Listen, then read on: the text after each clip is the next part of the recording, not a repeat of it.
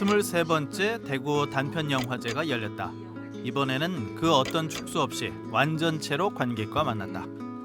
3년 만에 이렇게 오프라인으로 여러분들을 만날 수 있게 돼서 얼마나 귀한 순간인지 모르겠습니다. 제23회 대구 단편영화제 개막을 선언합니다.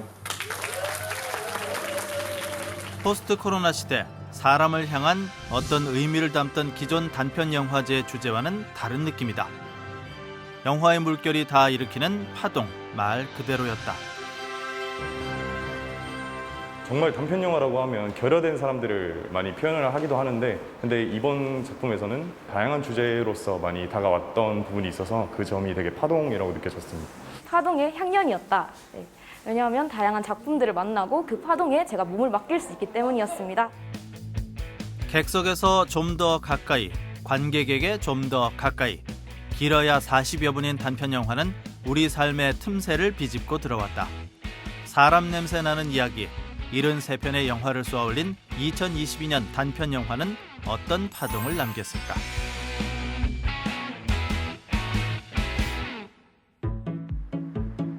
대구의 단편영화 하면 55극장. 올해 데미 역시 이곳에서 치러졌다. 금요일 오후 6시. 조금 이른 시작에도 영화 팬들의 발길이 속속 이어졌다. 되게 많은 영화들이 많이 참여를 했잖아요. 그래서 다양한 영화들을 볼 수 있어서 기분이 좋았습니다. 제가 이번에 GV를 하는데 처음 참여를 해봤는데요. 그런 작품을 만드시는 분들의 이야기를 직접 들음으로써 조금 더 작품을 이해하는 데 폭이 넓어진 것 같고 시야가 넓어진 것 같아서 그런 부분에 있어서 앞으로도 많은 참여를 해야겠다는 그런 다짐을 하게 되었습니다. 폐막식은 이번에 제가 처음인데 분위기가 어떨지 이제 많이 기대도 많이 되고, 그다음에 제가 이제 좋게 봤던 작품이 혹시나 수상할 수 있을지 좀 기대도 되고 해서 그런 마음으로 이제 제가 기쁘게 참여하게 됐습니다. 6일간 몰아친 장르의 파도, 역대 최다 73편의 영화가 대구를 찾았다. 관객들에게는 짧지만 밀도 있는 스크린 여행이었다. 오늘의 파동이 선한 영향력을 미치기를 간절히 고대해봅니다. 자, 그럼 제23회 대구 단편영화제 폐막을 선언합니다. 축소되지 않은 온전한 프로그램, 온라인이 아닌 오프라인에서의 상영. 팬데믹 2년 이후의 첫 영화제는 관객만큼이나 준비하는 이들에게도 특별한 여정이었다. 이번 영화제 처음과 마지막을 함께 할 수 있어서 정말 행복했습니다. 제가 학교에서 단편 영화제에 대해서 배웠었는데 실제로 이 영화제 와서 단편 영화라는 게 어떻게 진행이 되고 GV 감독님들도 만나고 하면서 이제 굉장히 단편 영화라는 게 하나만 보고 끝이 나는 게 아니라 여러 개를 다양하게 즐길 수 있다는 게 너무 좋았고, 저는 55극장에서 자주 활동을 했었는데요. 지역 독립영화관이 어떻게 운영되는지 발권도 해보고 하면서 그런 거 알 수 있었고, 또 여기는 되게 작은 영화관이잖아요. 그래서 작은 영화관에 관객들이 많이 찾아오지 않더라도 그런 독립영화들이 많이 개봉되고 있다는 것도 알 수 있어서 되게 뜻깊었던 것 같습니다.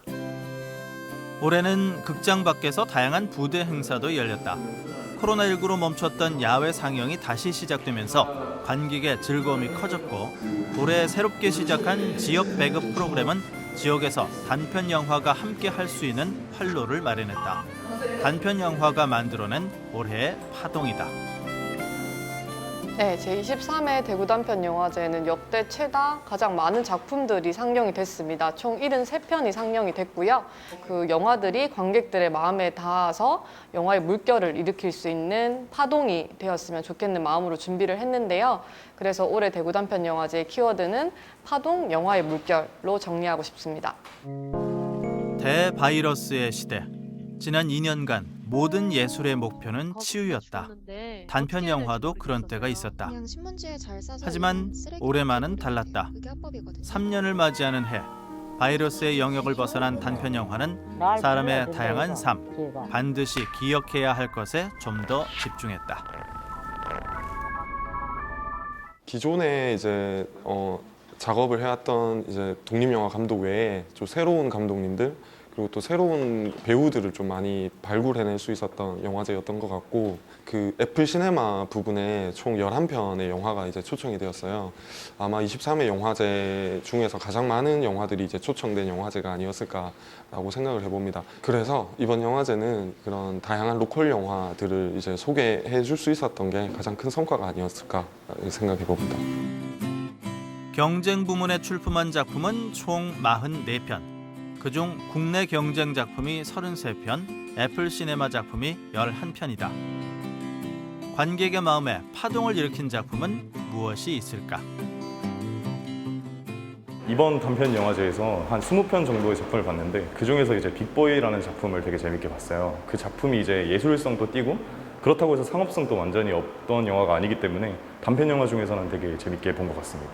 꽝이라는 영화를 봤는데 이게 이제 미나리 파시는 이정희님에 대한 다큐멘터리거든요. 근데 이 다큐멘터리를 보면서 정말 사람 냄새가 나는, 여러모로 이 작품이 되게 생각 많이 하게끔 만드는, 요즘 들어서 하는 작품이어가지고 이번에 또 수상했으면 좋겠다는 생각이 듭니다. 치열했다. 예심부터 뜨거운 경쟁이었다. 올해 국내 경쟁 부문에는 전국의 단편 영화 836편이 지원했다. 그중 예심을 통과한 신작은 33편. 여기에 대구산 단편 영화가 열기를 더했다.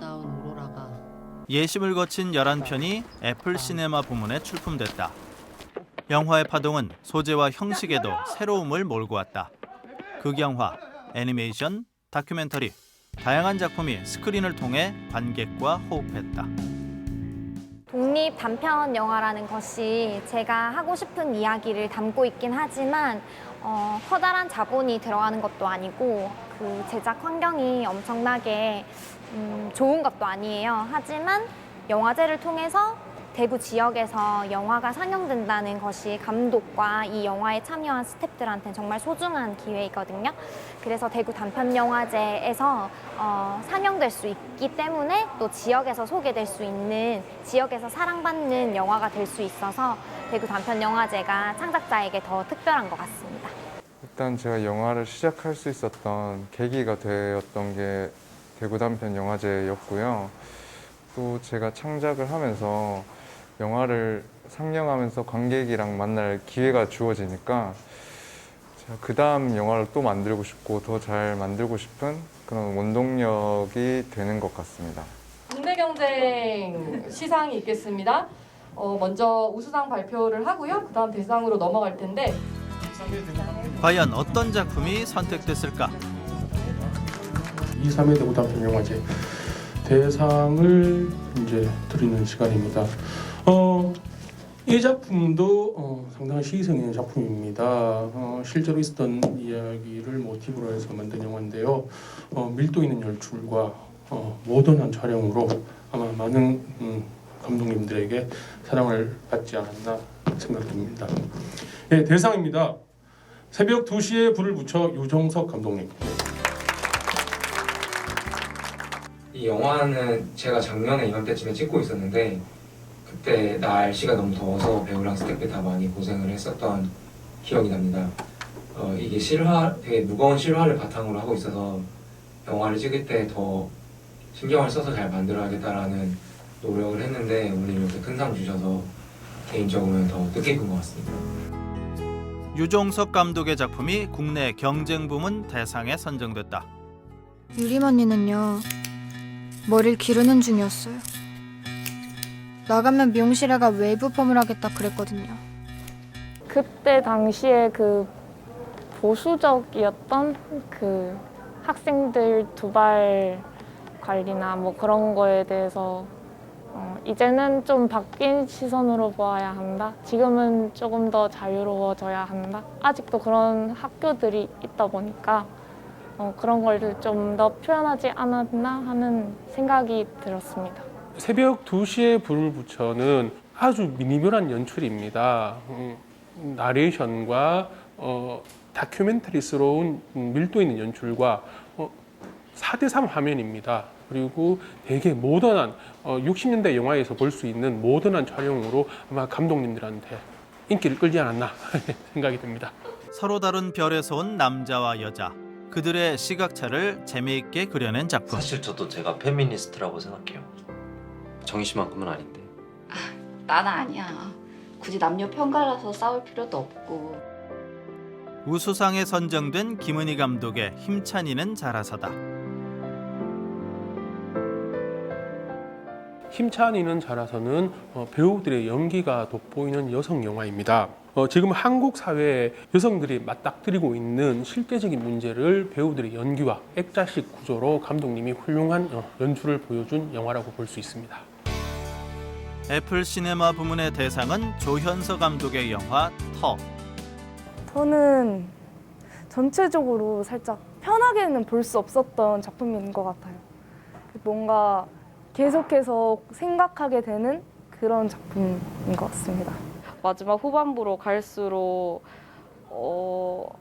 약간 어머니가 좀 슬퍼하는 장면이나 그런 것들에 대해서 공감되면서 그 감독님께서 약간 의도하는 게 뭔지 더 잘 느껴져서 재밌었어요.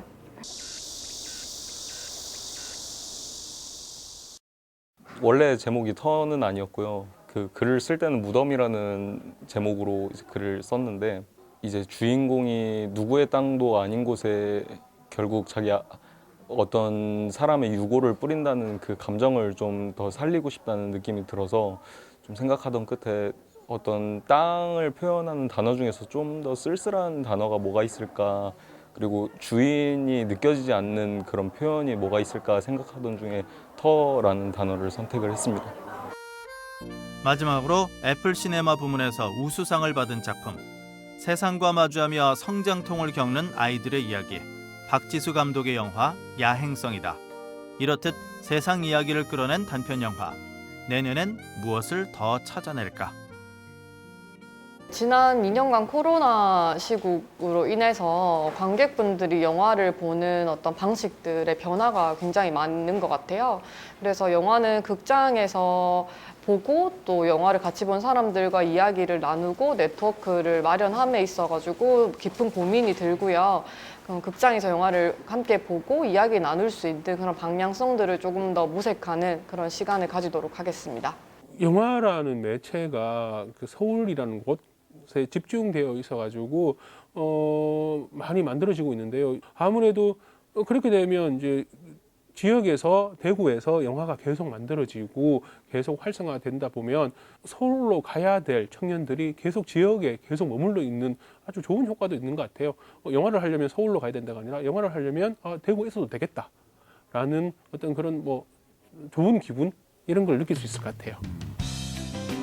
23번째 대구 단편영화제와 만난 당신의 느낌은 무엇인가?